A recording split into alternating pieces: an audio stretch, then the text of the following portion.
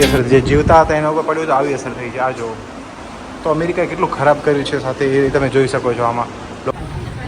આપણે આવી ગયા છીએ વિયેતનામના જે વોર રેમેન મ્યુઝિયમ જે છે ત્યાં. એની ટિકિટ કંઈક આવી છે 40,000 વિયેતનામિક ડોંગ એટલે 130-32 રૂપિયા જેવું થાય ઇન્ડિયન રૂપીઝમાં. તમે અહીંયા બધું લાઈવ જોઈ શકો. આ બધા ફાઇટર પ્લેન જે હતા એ વાળા, પછી આ બધા અમેરિકાના છે. આ બધા જે અહીંયા રહી ગયા છે યુદ્ધ ટાઈમમાં, આ બધું રિયલ છે, જોઈ શકો છો. ઉડી શકે એવા નથી અત્યારે, પણ આ બધું છે. ગન છે, મશીન ગન છે, આ કોઈ હેલિકોપ્ટર છે અહીંયાનું, આ ફાઇટર પ્લેન છે, બધા રિયલ ફાઇટર પ્લેન છે. આ જો A1 સ્કાય રાઇડર કરીને છે, ફાઇટર બોમ્બર છે આખું. મેકડોનાલ્ડ ડગલ કંપનીનો છે. 4mm કેનોન્સ, આમાં 8 રોકેટ લોન્ચર ને બધું અહીંયા ડિસ્ક્રિપ્શન આપેલું છે આખું. તમે આખું બધું જોઈ શકો છો અહીંયા. આ આખું US એરફોર્સનું છે બધું, જે યુદ્ધ પછી અહીંયા બધા મૂકી ગયા છે. આ એની જીપ વગેરે એ બી બધું અહીંયા છે જ, એ બી બધું અહીંયા જ પડ્યું છે.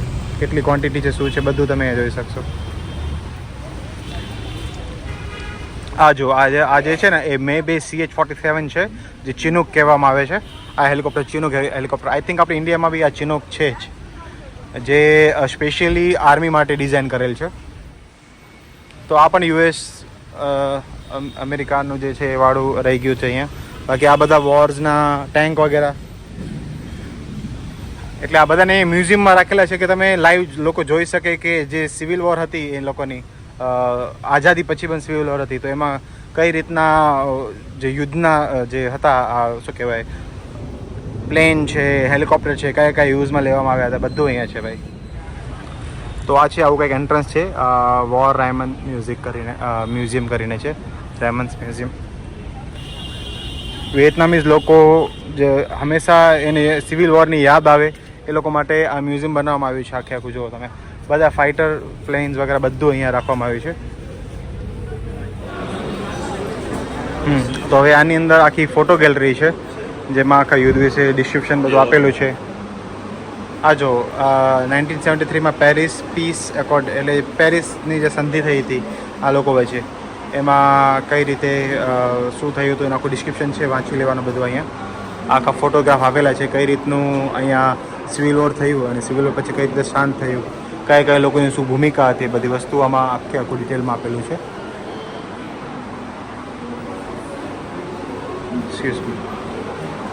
પછી સિવિલ વોર ખતમ થયું ત્યારે જો લોકો કેવા રાજી થયા હતા, એના ફોટોઝ બધા અહીંયા છે.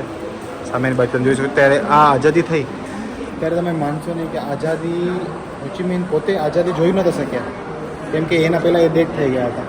એમને આઝાદી મળી 1975માં અને હોચીમિનની ડેથ થઈ ગઈ શાયદ 1969માં, એનાથી 6 વર્ષ પહેલાં. પણ એમને બહુ કર્યું આઝાદી માટે. આજની તારીખમાં બી હોચીમિન સિટી નામ જે છે, હોચીમિન જે નેતા હતા એના ઉપરથી પડ્યું છે. તો એમનું કામ કેટલું મોટું હશે આ બધા આઝાદી અપાવવામાં, એ બી એક જોયા જેવું છે.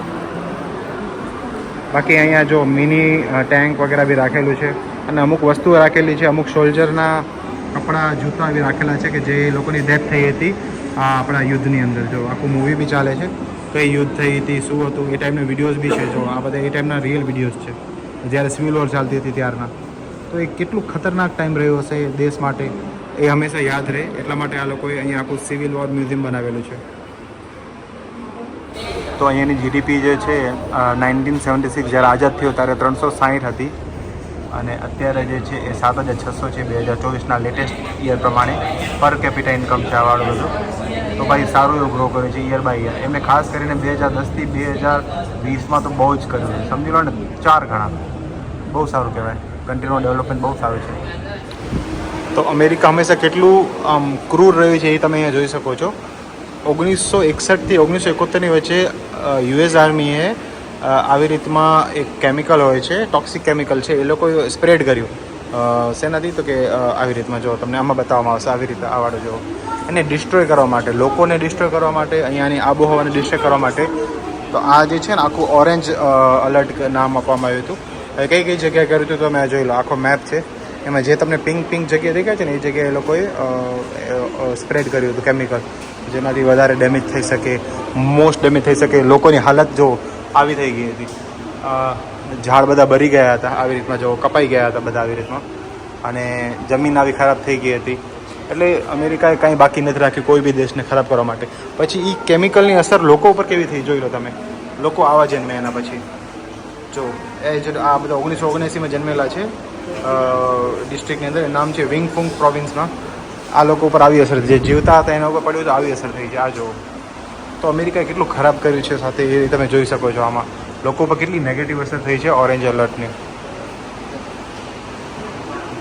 બહુ ખરાબ વસ્તુ હતી અને અમેરિકા ક્યારે કોઈ માટે સારું કરી જ ન શકે.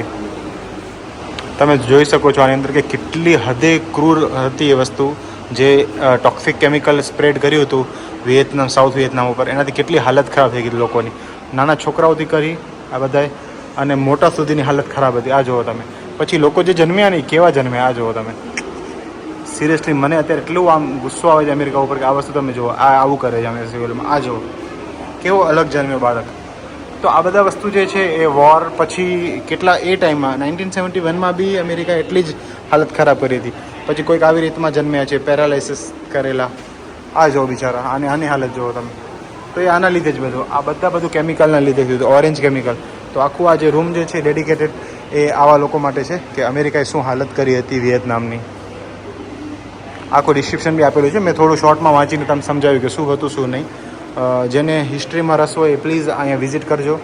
આખું તમને કે વિયેતનામ સિવિલ વોરમાં કેવી હાલત થઈ હતી બધાની તો તમને અહીંયા બધું જોવા મળશે ભાઈ. બાકી સાચે કહો અમેરિકા જેવા દેશ કોઈને સગા હોતા નથી અને સગા થાય બી નહીં. એ તમે અહીંયા જોઈ શકશો કે અમેરિકા કેટલું ક્રૂર છે. પોતા માટે કરવા માટે કેટલું ખરાબ કરે છે લોકોને. એ તમે અહીંયા આ વોરમાં જોશો. બહુ ખરાબ ઇમ્પેક્ટ છે લોકોને. યુદ્ધ દરમિયાન જે વસ્તુ વાપરવામાં આવી હતી, જે હથિયાર વાપરવામાં હતા, ગ્રેનેડ છે, કાર્ટ્રેજ છે, પછી એની અંદર જે ગોળીઓ છે આ વાળી 7.6 mmની છે, આ AR-15 છે, ફ્લેર ગન છે, આ બધી જો જે પબજી રમતા હશે મેં વધારે ખ્યાલ આવી જશે. આ જો આ 20 mmની છે, આ 12.7 mm છે, M79 ગ્રેનેડ છે, પછી 40 mmની કાર્ટ્રેજ છે, પછી 40 mmના મોટર શેલ છે. આ બધા યુદ્ધમાં યુઝ કરવામાં આવ્યા હતા. આ જે છે ને એ રાઇફલ શેલ છે જે રિકોઇલલેસ હોય છે. આ બધા બી યુઝ કરવામાં આવ્યા હતા અહીંયા. અને એના સિવાય ઘણી બધી ગન હતી એ ટાઈમની 1961 સોરી 1961થી 1971માં ઘણી બધી શોર્ટ ગન યુઝ કરવામાં આવી હતી. એ બધી આ બધી છે. આ જો થોમ્સન જે પબજીમાં રમ્યા હશે તમે યાદ હશે કદાચ જે રમ્યા હશે એ લોકોને અદરવાઇઝ તો જોઈ લો. આ થોમ્સન છે, પછી આ વાળી રાઇફલ ગન છે, શોર્ટ ગન. ઓકે. અને આ વાળી ઉઝી છે, ઉઝી. આ બધી ઉઝી ગન છે બધી તો જે યુઝ કરવામાં આવી હતી વોર દરમિયાન. ઓકે.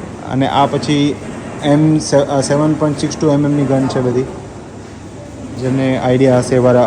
M16 છે, આ બધી M16 ગન છે.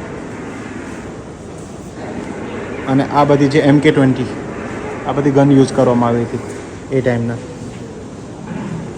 અને આ બધી જે છે એ M72 કેમિકલ ગ્રેનેડ લોન્ચર છે બધા. તો એ બધી ગન અહીંયા યુઝ કરવામાં આવી હતી વોર દરમિયાન. એ બધી અહીંયા આપેલી છે. ગ્રેનેડ લોન્ચર બધું છે. તો આ બધી ગન યુઝ થઈ હતી. એમાં આ બાઝુકા છે, આ વાળું જે છે એ છે BGM-71, આ છે M20 રાઇફલ, સ્નાઇપર રાઇફલ. તો આ બધું યુઝ થયું હતું. આ હોચીમેન છે. તો અહીંયા કેવું છે કે આખું વોરનું ડિસ્ક્રિપ્શન આપેલું છે કે કઈ રીતે યુદ્ધ થયું હતું, શું કામ યુદ્ધ થયું હતું, એના શું રીઝન્સ હતા, કયા એમાં વસ્તુ યુઝ કરવામાં આવી હતી. જો તમારી પાસે 30 મિનિટથી કરીને 45 મિનિટનો ટાઈમ હોય ને તો તમે ખાસ આવજો. અને આ બે રીઝન છે. બે રિજનમાં જે ડિસ્પ્યુટ હતો એ હિસાબમાં સિવિલ વોર થઈ હતી નોર્થ અને સાઉથમાં. અને જે ડિસ્પ્યુટેડ એરિયા હતું મિડલવાળો એના માટે આખું વોર હતી સિવિલ વોર. તો સિવિલ વોર હંમેશા દેશને નુકસાન કરે છે. એ તો તમે જોયું આમાં. તો કેટલું નુકસાન થયું, શું નુકસાન થયું બધું તમે જાણી શકશો. ડિસ્ક્રિપ્શનમાં બહુ આપેલું છે. તમારી પાસે બસ 30 મિનિટથી 45 મિનિટ હોવી જોઈએ તો તમે આખા શું કહેવાય આ કન્ટ્રીને ઓળખી શકશો કે શું કામ આટલો ફરક છે નોર્થમાં અને સાઉથમાં. અહીંયા બી નોર્થ અને સાઉથનો ઇશ્યુ વધારે જ છે. તમે નોર્થવાળા લોકો સાઉથવાળા લોકોને ઓછા ગમતા હોય એવું છે. આપણે અહીંયા બી છે એવી રીતનું સેમ થોડું ઘણું અહીંયા છે જ. પણ USA શું કર્યું હતું દેશ ઉપર, કેવી હાલત કરી હતી વોરમાં, એ બધું તમે અહીંયા ડિટેલમાં જોઈ શકશો. તો મસ્ટ વિઝિટ છે આ જગ્યા. વિયેતનામની અંદર ખાસ આવજો.